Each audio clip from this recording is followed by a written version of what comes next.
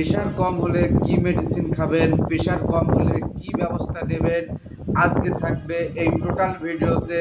সঙ্গেই থাকুন আর পুরো ভিডিওটির সঙ্গেই থাকুন, এবং ভিডিওটি ভালো লাগলে অবশ্যই লাইক, কমেন্ট এবং সাবস্ক্রাইব করে দেবেন।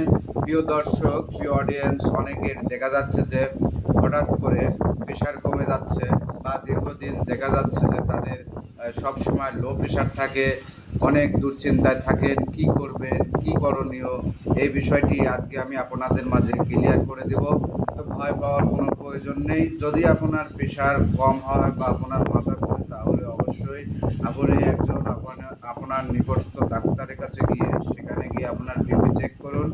এবং সেটাও যদি আপনার দেখা যাচ্ছে যে যদি সেই সুবিধাটা যদি না থাকে, তাহলে আপনি যদি ইতিহাস জানা থাকে যে আমার প্রেশার কম থাকে, তাহলে সঙ্গে সঙ্গে একটি স্যালাইন নেন, সঙ্গে সঙ্গে আধা লিটার পানিতে বানিয়ে খেয়ে ফেলুন। দেখবেন যে কিছু টাইমের মধ্যেই আপনার প্রেশারটা ঠিক হয়ে যাচ্ছে। যদি তার চেয়েও বেশি প্রেশার কম হয়, তাহলে দ্রুত হাসপাতালে যান। সেখানে আপনার ভেইনে স্যালাইন দেওয়া লাগতে পারে, সেটা ডিএনএস বা হার্টসল যেটাই হোক দেওয়া লাগতে পারে। এই জন্য যদি বেশি অসুবিধা হয়, তাহলে দেরি না করে অবশ্যই চলে যাবেন হাসপাতালে।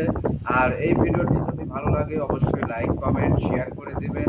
পরবর্তীতে এরকম ধরনের চিকিৎসা বিষয়ক ভিডিও আপনি সবার আগে পাওয়ার জন্য। সবাই ভালো থাকবেন। ধন্যবাদ।